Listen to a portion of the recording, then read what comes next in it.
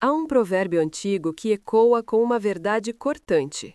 Você pode calar 50 sábios com um único fato, mas não pode silenciar um tolo nem com 50 verdades.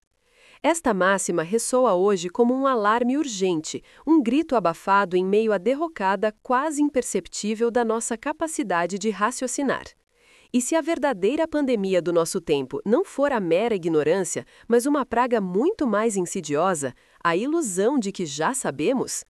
Imagine-nos à deriva em um oceano caudaloso de informações, cada vez mais profundas, enquanto, paradoxalmente, morremos de sede por uma gota de sabedoria genuína. Visualizem por um instante o tecido de uma sociedade onde a força de uma opinião supera o peso irrefutável da evidência, onde o que arrebata os corações e incendeia as emoções triunfa sobre o que se ergue com a solidez da lógica. Um mundo onde o puro sentir se metamorfose em justificativa inabalável e o prazer do aproveitar anula qualquer impulso de refletir. Não precisamos imaginar por muito tempo. Estamos imersos nessa realidade e, sem perceber o alcance de nossas ações, estamos gestando a que talvez seja a geração mais entorpecida da história. E aqui, entorpecida, não se insinua como um insulto banal, mas como um sintoma alarmante. Refere-se a um coletivo humano que abdicou de sua própria autonomia de pensamento, que prefere repetir refrões vazios a questionar com profundidade, que se precipita na reação antes de conceder um milésimo de segundo à consideração. Mas como chegamos a este precipício? Qual caminho nos trouxe até aqui? É chegada a hora de mergulhar nas profundezas desta tragédia silenciosa. Vamos desvendar os caminhos que nos conduziram a este ponto de inflexão, explorar as preciosidades que extraviamos ao longo da jornada e, crucialmente, descobrir como reacender a chama da reflexão que teima em se apagar. Prepare-se, pois o que se segue não é mera informação, mas um convite à introspecção que pode sacudir os pilares da sua própria visão de mundo. Você acredita que pensa, não é mesmo?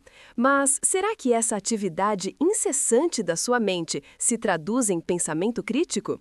Essa, a maior e mais gloriosa conquista da inteligência humana, está agonizando e, em sua lenta despedida, pode arrastar consigo nossa própria capacidade de habitar uma vida de lucidez e verdade. O pensamento crítico não é um talento inato para poucos privilegiados, mas um hábito meticuloso, uma disciplina rigorosa. É a arte de desvendar pressupostos ocultos, de caçar a evidência como um explorador sedento, de sopesar hipóteses com a balança da imparcialidade e de aplicar a razão com uma humildade de principiante. É o antídoto à aceitação ingênua, é a persistência da desconfiança até que a claridade da justificativa resplandeça sem sombra de dúvida. A filosofia ocidental, em sua majestosa construção, deve seus alicerces a um homem que, ironicamente, nada legou à escrita, mas transformou o cosmos do pensamento, Sócrates. Enquanto a Atenas antiga se deleitava com a retórica floreada e as opiniões proferidas com uma certeza inabalável, Sócrates navegava na direção oposta. Ele não afirmava, ele duvidava. Não construía, ele questionava. Não aceitava, ele desconstruía as verdades absolutas de seu tempo. Só sei que nada sei. Esta declaração, longe de ser um gracejo irônico, era o verdadeiro ponto de partida de sua jornada intelectual. Era a aceitação primordial de que todo conhecimento autêntico floresce no terreno fértil da humildade intelectual. Sócrates não era um morador de púlpito. Ele peregrinava pelas ágoras de Atenas, interpelando cidadãos com perguntas de uma simplicidade enganosa, mas de um poder devastador. Seu método, o célebre método socrático, era uma arte de incomodar, um diálogo que, em vez de proclamar verdades, funcionava como uma pá, escavando as fundações putrefatas sobre as quais muitas de nossas certezas são erguidas. E foi precisamente por essa audácia, por essa incessante busca pela verdade por meio da dúvida, que ele foi condenado à morte. Acusado de corromper a juventude e de questionar os deuses, Sócrates sacrificou sua vida em nome de um princípio inalienável: pensar por si mesmo. Após o trágico adeus de Sócrates, seu brilhante discípulo Platão assumiu a tocha da missão. Através de seus escritos, o pensamento crítico alçou voo para uma dimensão metafísica, estabelecendo a distinção crucial entre o fugaz reino da opinião e o sólido domínio do conhecimento verdadeiro. Platão, com sua alegoria da caverna, convidava-nos a romper as correntes da ignorância coletiva e a emergir para a luz ofuscante da verdade, mesmo que essa claridade, a princípio, nos cegasse. Em seguida, Aristóteles, com sua mente meticulosa, formalizou as leis da lógica. Ele nos ensinou a raciocinar com estrutura e precisão, como arquitetos que erguem edifícios majestosos, mas, neste caso, edificações da mente. Contudo, o pensamento crítico não permaneceu confinado às colinas da Grécia. Muitos séculos depois, durante o Iluminismo, ele irrompeu novamente com uma força avassaladora. Immanuel Kant, um dos gigantes dessa era, escreveu: "O iluminismo é a saída do homem de sua menoridade, da qual ele próprio é culpado, e cunhou seu lema eterno, sapere aude, ouse saber, ouse pensar por si mesmo, ouse discordar, mesmo das ideias que mais estima, ouse desconfiar delas." Pensadores como Voltaire, Jean-Jacques Rousseau, David Hume e René Descartes reverberaram esse mesmo princípio inabalável. A razão não é um luxo acessório, mas uma necessidade vital, e a dúvida, o verdadeiro berço de toda a sabedoria.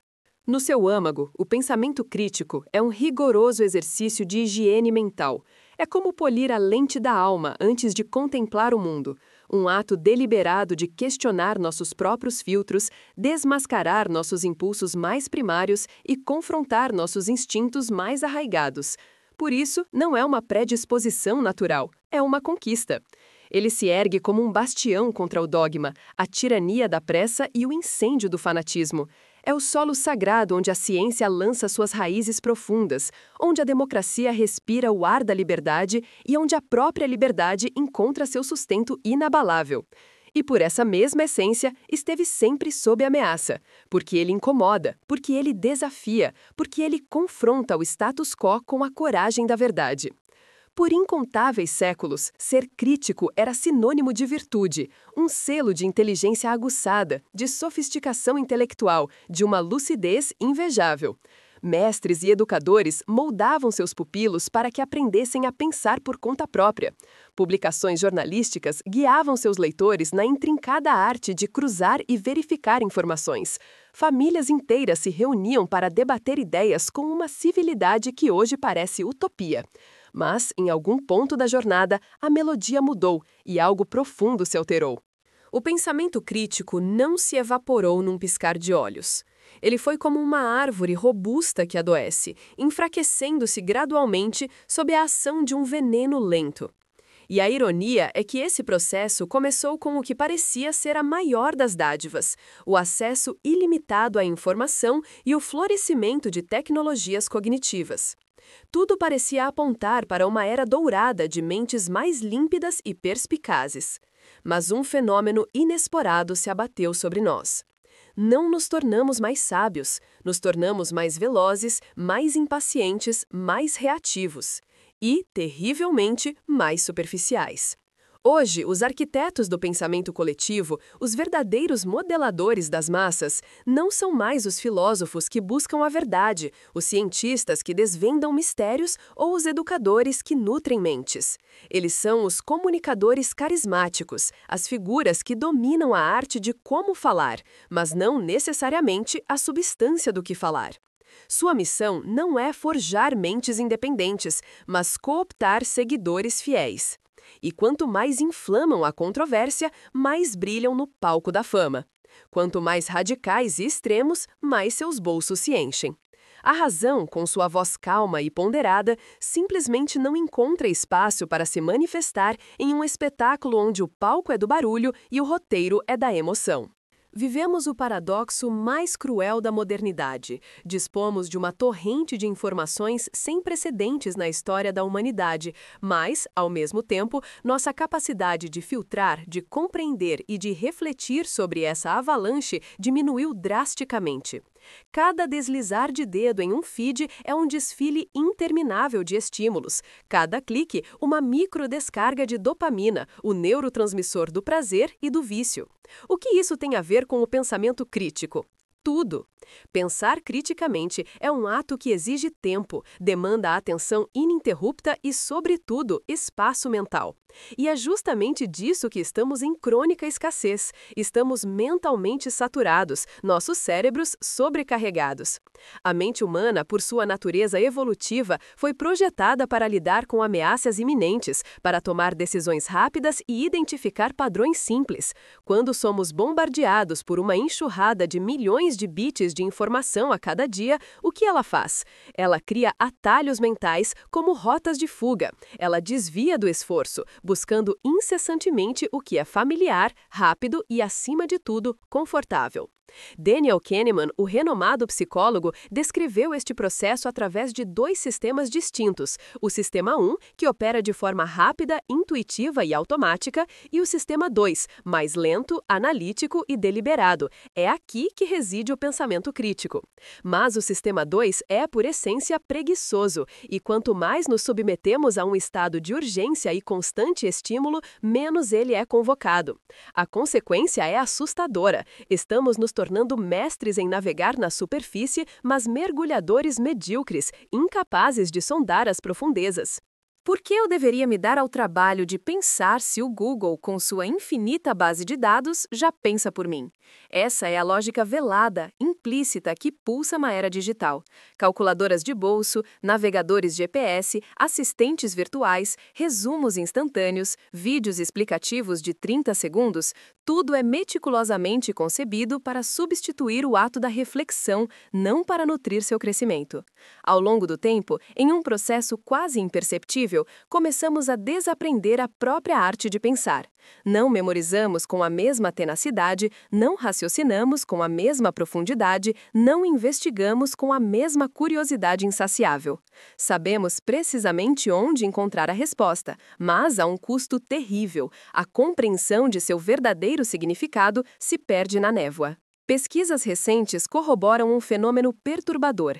Indivíduos que dependem constantemente de mecanismos de busca exibem menor retenção de informações, uma habilidade argumentativa enfraquecida e uma dependência cada vez maior de fontes externas.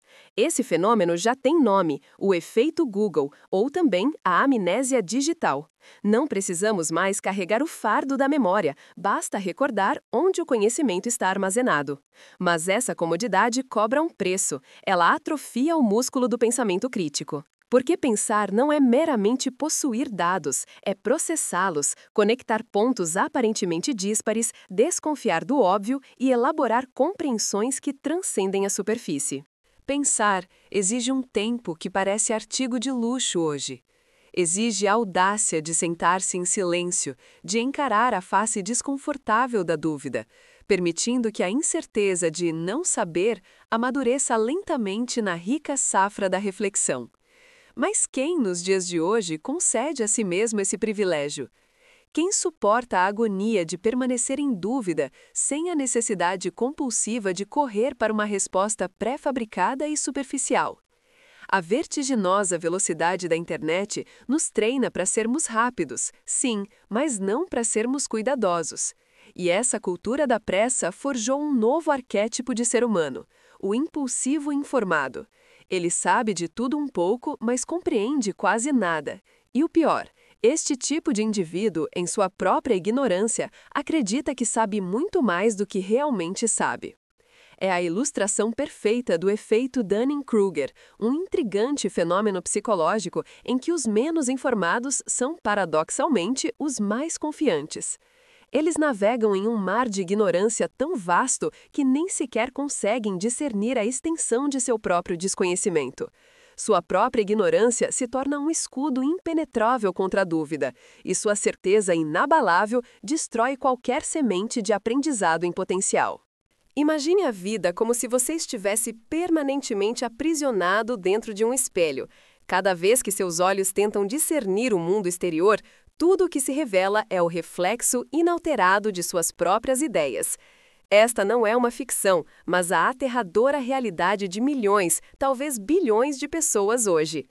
Elas habitam um ciclo invisível, vicioso, confortavelmente falso e perigosamente sedutor. Chamamos a isso de viés de confirmação, uma falha cognitiva profunda e inerente, uma tendência automática e quase irresistível de abraçar apenas aquilo que alinha com nossas crenças pré-existentes e de rejeitar, com veemência, tudo o que as desafia. Você se ilude, acreditando que escolhe suas ideias, mas, na vasta maioria das vezes, são suas ideias que o escolhem.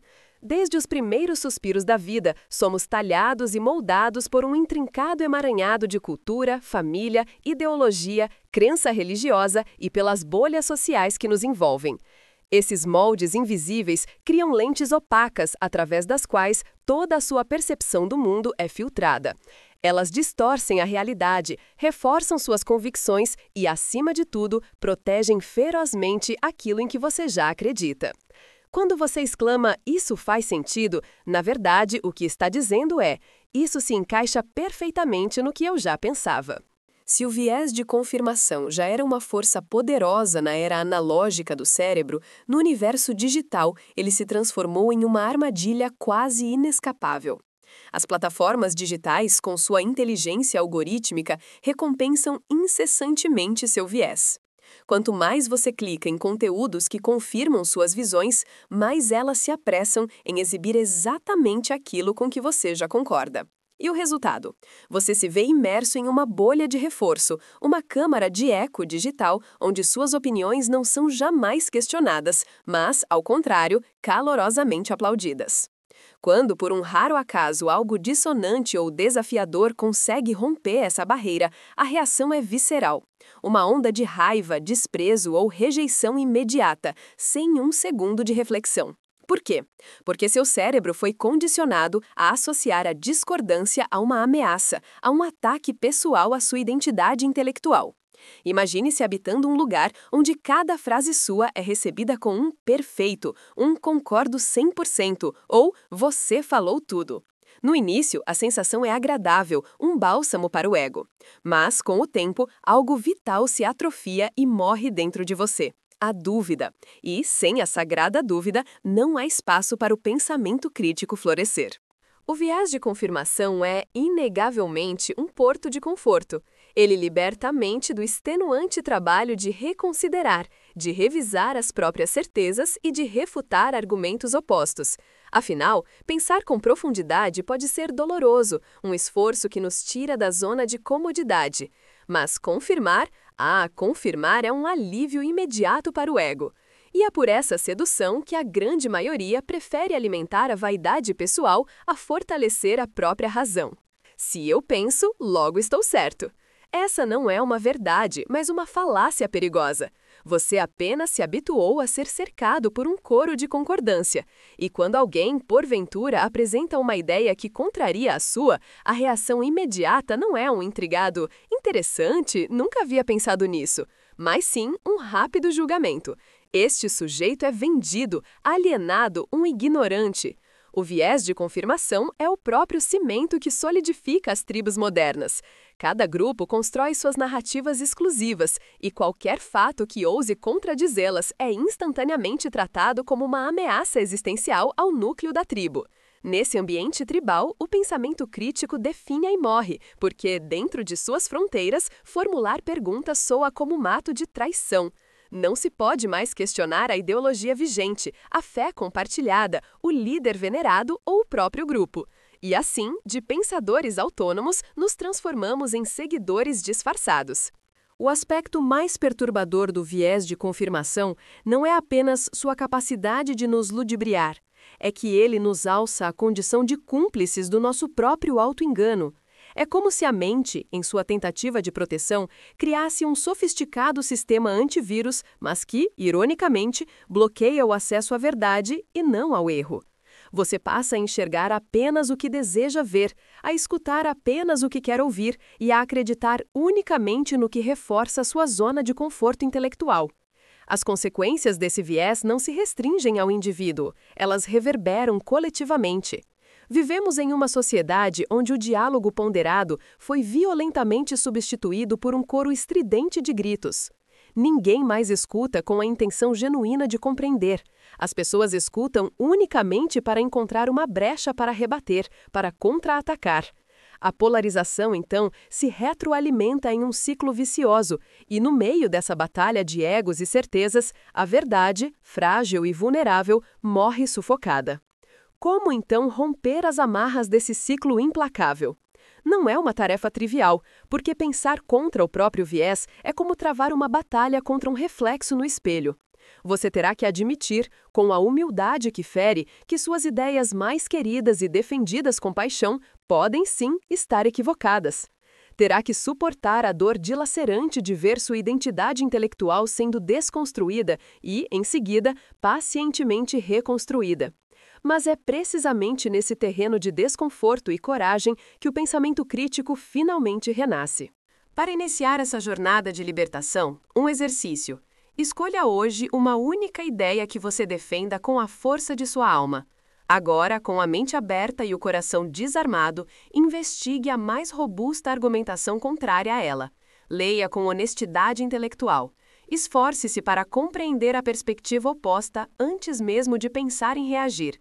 E, ao final, encare a si mesmo com a pergunta que liberta: e se eu estiver errado? Essa simples interrogação, aparentemente tão banal, pode ser o germe de uma nova forma de existir, mais humilde, mais lúcida, indelevelmente mais livre. Contudo, nossa mente enfrenta outra batalha feroz. Vivemos em um estado de alerta permanente, uma tensão constante. A cada 5 minutos, uma nova exigência de atenção nos assalta. Uma notícia bombástica, uma crise global, uma nova verdade que promete transformar sua vida para sempre. No entanto, por trás de toda essa cortina de fumaça, a essência é sempre a mesma: drama, ruído incessante, exagero desmedido. O pensamento crítico não sucumbe apenas por falta de reflexão, ele morre asfixiado pela overdose de estímulo emocional. E a essa condição damos o nome de sensacionalismo. A atenção se tornou o ativo mais valioso, a moeda mais cobiçada do nosso século. E onde há escassez, a manipulação floresce como erva daninha. Jornalistas, influenciadores digitais, políticos e as próprias plataformas tecnológicas, todos se digladiam pela posse da sua atenção. Para conquistá-la, eles dominaram um truque ancestral, infalível: mexer com suas emoções mais viscerais. O medo, a raiva, a indignação, essas emoções capturam a mente com uma velocidade e uma intensidade que nenhum argumento lógico poderia igualar. Por isso, informar já não é suficiente. É imperativo alarmar, chocar, escandalizar a todo custo.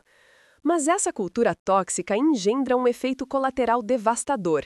Quanto mais tudo é exagerado, menos você sente. A emoção se esgota. Você assiste a um vídeo impactante sobre uma guerra brutal, desliza o dedo para um meme engraçado, em seguida sintoniza um corte polêmico de podcast político e encerra o dia com um tutorial de 10 segundos sobre como se tornar milionário com 3 hábitos mágicos. Seu cérebro sobrecarregado simplesmente não tem mais tempo para processar, para digerir a avalanche emocional. O resultado é trágico. Você se torna emocionalmente saturado e, paradoxalmente, intelectualmente apático. O sensacionalismo, com sua retórica inflamada, serve também como combustível para a polarização ideológica. Narrativas políticas, sociais e culturais deixam de ser temas para debate com base em dados, argumentos consistentes e uma mente aberta. Elas são, ao invés disso, vendidas como batalhas morais épicas. A linha divisória é clara e brutal. Ou você está conosco, entre os nossos, ou está com os inimigos. Quem ousa discordar é rapidamente rotulado de burro, mal-intencionado ou de mau caráter. A verdade nesse cenário se torna um mero detalhe irrelevante. O que realmente importa é a vitória na disputa emocional, a supremacia de um sentimento sobre o outro. Pensar criticamente é, por sua própria natureza, abraçar as contradições. É a humildade de reconhecer que um mesmo tema pode ter múltiplas facetas, que uma pessoa pode estar correta em um aspecto e equivocada em outro. No entanto, o sensacionalismo não tolera a nuance, pois a nuance não vende. A complexidade não gera cliques e o equilíbrio jamais viraliza. E assim, o mundo é brutalmente fatiado em extremos simplistas, heróis contra vilões, verdade absoluta contra mentira deslavada, certo irrevogável contra errado inquestionável. O desfecho de tudo isso é desolador. Perdemos a paciência com a verdade, porque ela é lenta, incômoda, multifacetada, tecida em camadas complexas. Em vez disso, nos tornamos viciados em indignação. Sem uma crise diária para nos sacudir, mergulhamos no tédio. Desconfiamos de tudo e de todos, mas, ao mesmo tempo, somos surpreendentemente crédulos em relação a qualquer coisa que desperte nossa emoção.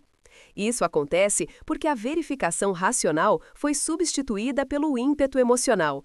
O pensamento crítico, essa planta delicada, não consegue fincar raízes e florescer em um solo tão árido, pois ele demanda tempo, o silêncio necessário para a introspecção e a coragem de enfrentar o desconforto. E o sensacionalismo, com sua fúria incessante, rouba-nos os três. Como, então, resgatar o pensamento crítico quando tudo, cada peça do nosso ambiente digital e cultural parece orquestrado para aniquilá-lo?